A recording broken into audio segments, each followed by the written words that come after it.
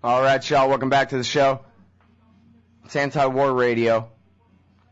We're on chaosradioaustin.org, lrn.fm, antiwar.com/radio. We're live here on LRN Monday through Friday, noon to 3 Eastern, 9 to noon, out here on the West Coast.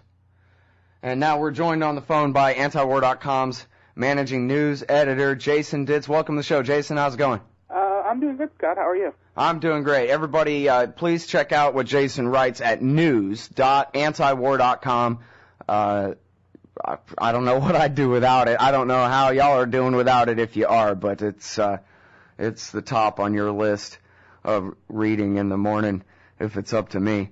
So let's start with this thing from the Secretary of War, Robert Gates here. We have this very strange theme going on in the media right now, Jason. It seems like it's the same thing they always do with WikiLeaks dumps, especially the last three big ones now, the State Department documents and the Iraq and Afghan war logs. They say, this is the worst treason in the history of mankind, get a rope! And at the same time, this is no big deal at all, there's nothing new here, and what do you care? And, the last thing you ought to do is go to WikiLeaks.org and start clicking on things, because who cares? There's nothing really in here, except that, Iran is bad, but we already knew that. And, but here the Secretary of Defense is saying, let's stop freaking out. It's not that big of a deal. Yeah, well, that's certainly been their position, but it's really incredible that they're claiming some of this stuff isn't a big deal. I mean, a lot of it taken individually is kind of silly. I mean, for instance, there's a cable out of the embassy in Ottawa expressing concern about the content of Canadian drama on the CBC. Mm-hmm. Concern that it's stereotyping Americans as bad people and Are you serious? There are too many American villains on Canadian television. Well, dispatch the CIA and get something done immediately about that. I don't know where anybody could ever get the idea that Americans mean anything but well for them, Right, and of course, some of the things actually are quite serious, like the Secretary of State Hillary Clinton signing a document saying that was sent around to dozens of U.S. embassies, ordering them to steal credit card information and DNA samples and things like that from top members of the United Nations. I mean, that's a very serious crime. And incredibly enough, White House Press Secretary Robert Gibbs went on the Today Show yesterday and said, "Oh, that's not true. That never happened." Even though there's actual physical document with the Secretary of State's signature right on it. Specifically so who was interviewing him? Matt Lauer? I'm not sure who was interviewing him, but they sure didn't ask They him just let him go with that, huh? Who are you going to believe, me or your own lying eyes? Well, and, I don't know what they think they're accomplishing with that. Maybe they can get away with fooling the American people, but certainly, nobody at the UN takes that seriously. What a ridiculous denial. Or what's even the point of denying that, other than, I guess for the Today Show audience? Right, and even then, it's not like the smoking gun evidence of Secretary Clinton's major crime was getting a lot of play in the American press to begin with. So it really seems like the denial didn't serve to accomplish much. Right. And what's funny about that, too, is I think stealing people's credit card numbers is a felony, things like that. Well, and not only that, but spying on UN officials is a crime under international law as well, because those UN officials are supposed to have immunity from that sort of thing. Right. Yeah, Phil Giraldi was on the show yesterday saying, I think it was Phil that was saying, it's remarkable to what degree that they're using the State Department to do these things when that's what the CIA's for, spying on these people, Right, and we have the press releases coming out about the size of the U.S. intelligence budget and how we're spending $80 billion on spying. but we're actually spending quite a bit more than that because the State Department's doing it too. Right.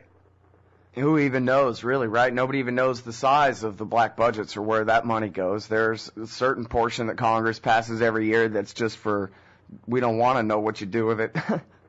Right. They tried to give us some idea as a whole dollar figure what the overall budget is, but even that, as ridiculously large as it was, seems to be excluding quite a few things. I mean, it doesn't include the military's intelligence budget. It doesn't include the State Department, which now we find out is doing all sorts of spying. It doesn't include God only knows what else.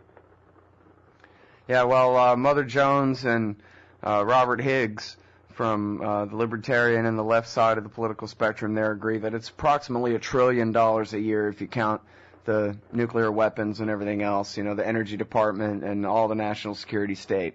It's approximately $1 trillion a year, probably higher than that now because that was a couple of years ago. And Obama, of course, has done the biggest increases, even percentage-wise, I think, more than Ronald Reagan. He's increased the military budgets, right? Yeah, I think that's true. I mean, certainly it's the largest military budget we've ever had. Well, you know, it's to protect him so that the Republicans don't call him weak on terrorism, which they never do because he spends so much on the military, right? It worked?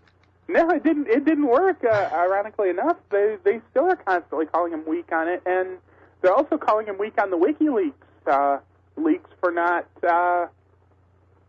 conducting assassinations and whatnot to silence them. Yeah. Well, you know, that's our spotlight article today on antiwar.com. Is WikiLeaks reveals more than just government secrets by Glenn Greenwald, and he kind of goes through and catalogs all the different calls for WikiLeaks to simply be murdered, and various different just calls for everybody to be murdered. Glenn Reynolds talking about let's nuke North Korea and on, and how it's always, you know, these chicken hawks. None of them have ever done any fighting usually. National Review writers and so forth. And all they do is just call for death of whoever they don't like, whoever they consider to be an enemy of the U.S. state, as though the Bill of Rights never existed, as though Amendment 5 doesn't forbid the national government from depriving people of their rights without the process of law, you know? And to just go and just kill anybody. Mike Huckabee said that Bradley Manning should be executed. And Sarah Palin turns around and says they ought to be hunting Julian Assange like he's Al-Qaeda. They ought to send, I guess Pat Tillman's replacements and whoever over there, special forces guys, to hunt down and kill people who are journalists. And as Greenwald points out, it's not just the media, it's the American people. Love it. You know, it's all part of us versus them, like it's a Cowboys game, you know? Right, and they seem to be playing it up for political effect, and it seems to be working. But one of the more interesting ones to come out recently was yesterday in the Jerusalem Post. John Bolton came up with the idea that he's going to run for president, or is at least considering it in 2012. And his whole rationale is that we're not starting enough wars, and he wants to make sure that we go to war with Iran and make sure that we go to war with North Korea and everyone, so he's going to run for president just to make that happen. Boy, that next Republican primary season is going to be a hell of a thing, I'll tell you. Bolton and Palin, and cross your fingers and hope Ron Paul's in there arguing with those guys. That's going to be something else, man. I don't know. All right, hang tight. We got a lot more news to cover here. It's Jason Ditz, news editor at antiwar.com. News.antiwar.com. Now, Jason, if I got this right, best I can tell, the biggest story to come out of these WikiLeaks is, as the Washington Times put it, North Korea sends nukes to Iran. And then later on in the day, they finally changed it to, we meant missile parts. And that's, of course, based on David Sanger's reporting in the New York Times. And this was really, first of all, am I right that this was basically the biggest story in the mass media to be trumpeted out of these WikiLeaks, other than, Bradley Manning is gay and Julian Assange, apparently touched somebody who let him or whatever the problem was there? It was right up there. Saudi king calls for attacks on Iran was also right up near the top. Oh, right. The Saudi king. Mm-hmm. And then secondly, so then what happened to this story about well, hell, you already know. We had Gareth Porter on the show to talk about it yesterday. David Sanger. Tell us about David Sanger's reporting on these mysterious and apparently terribly deadly North Korean missiles that the Iranians now have. Well, it was the usual hysterical, oh no, Iran's got missiles story, but it seems pretty clear from the cables that the report was very much self-serving for the U.S. diplomats because, of course, the U.S. has been putting missile defense systems all around Russia's perimeter in Eastern Europe, and Russia's been saying, wait a minute, Iran's best missiles can't reach this anyway. Why are you saying this is about Iran?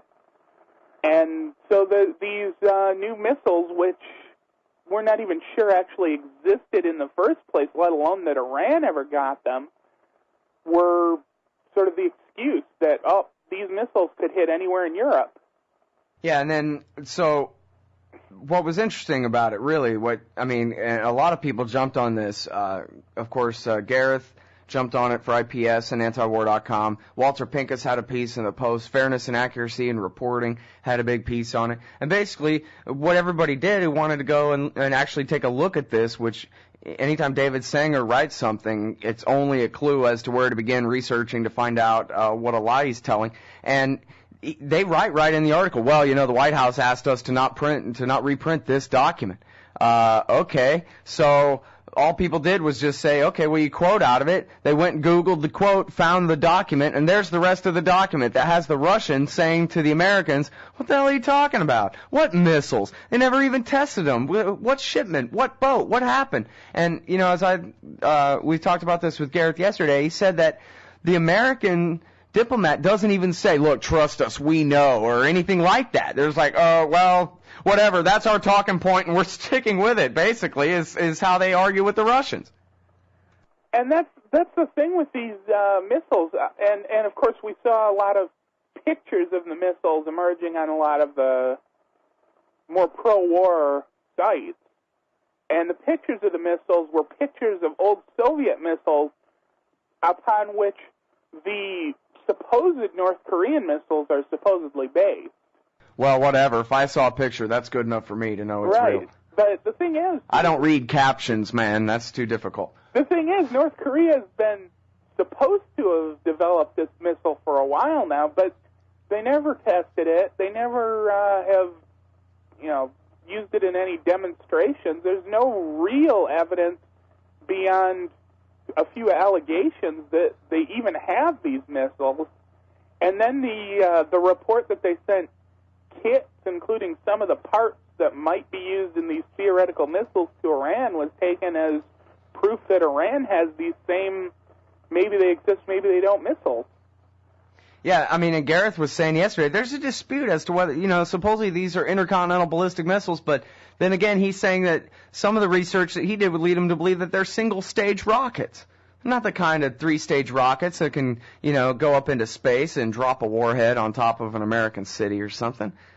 Not that Iran has any nukes in the first place, but... Right, it seems to be a story that's been created very much for convenience sake, but it's lacking in a lot of specifics, and we really don't know what these missiles are capable of, if they even exist, and even then, we don't know what Iran got. I wish I had a lot bigger, more powerful radio show with millions and millions of listeners, and then we could just start a trend where we just say a lie. We could just call that a Sanger. Like, oh man, that guy Sangered to me. I can't believe the dishonesty. That's like, oh man, I can't believe we're months and all the way out here in the middle of nowhere, David Sanger. It's the most dishonest thing that ever existed. But, he wants a war really badly. He's trying to get millions of Iranians killed and Lord knows at least tens of thousands of Americans in any war with that country. That's what he wants, and so he's willing to say anything that he can to try to make that happen. Nobody knows who he really works for. Maybe just himself. Now, all right, so we still got a couple minutes here. Here's another important WikiLeaks. This one's written up at Raw Story. Abu Ghraib photos inspired hundreds of Saudis to jihad. The Bush administration's torture program was a beacon for Islamic extremists seeking to recruit fellow fighters in the war against America and its allies, a leaked diplomatic cable has shown. Well, we all knew that all along, but I think still it's important, to try to contrast the prevailing wisdom about these things. On one hand, everybody knows if you occupy a country and torture a bunch of people, you're going to create enemies, right? On the other hand, the narrative is, hey, we have to torture people in order to save Americans' lives. And yet, the truth is, recruiting thousands of new radicals to be suicide bombers doesn't save American lives. It's the most counterproductive policy, maybe even more counterproductive than invading the country of Iraq, is doing sweeps of fighting-age males off the streets and locking them in torture prison for years. It's the worst thing that you could do to American policy. How could this be? I mean, that people still can't get this argument through their head, man. How come everybody knows it, and yet we still haven't won the fight on it, Right, and there's another cable detailing a 2006 delegation that the Bush administration sent to the European Union, pressing them to be more supportive of renditions and detainee abuse and things like that, to make it very public that they support whatever the U.S. is doing in those regards. And they make all sorts of arguments about how the terror suspects don't really have any rights under the Geneva Conventions. They're kind of the old arguments. But one of the interesting things that they include in there is that they claim there's no prohibition against torturing them. And they say that the only reason that America doesn't torture them, which, of course, we know isn't true, is that there's a customary presidential practice not to torture people. It's just a custom. Yeah, there's no War Crimes Act that was passed by a Republican Congress, or the Anti-Torture Convention signed by Ronald Reagan, or, other Scott Horton's coming up later on the show. He did, I think the last time I interviewed him, he went through the history of the Republican Party and anti-torture laws. And it's the Republican Party that wrote them all, that passed them all, that did them all. It's their legacy that they're betraying here. All the way back to Abraham Lincoln. We can kill them all, but we don't tie them up and then beat them up. But anyway, yeah, and Barack Obama on his first day in power, Jason, remember, basically ratified that same belief, that it's just been a traditional presidential custom and decision to be made whether to torture people or not, rather than, his obligation under the Constitution to faithfully execute the law, when he said that I have banned torture. And what he meant was not, I now am officially changing the policy of the executive branch to recognize the fact that torture is already a crime in America. He was saying, I have changed my policy preference. And then we all know that that's not true. We all know that people are still being tortured, at least within the guidelines of the Army Field Manual Appendix M at the secret prison at Bagram and God knows where else. So not only did he ratify the idea that, yes, this is just up to presidents, when he claimed that he had banned it, he lied when he claimed that he'd banned it.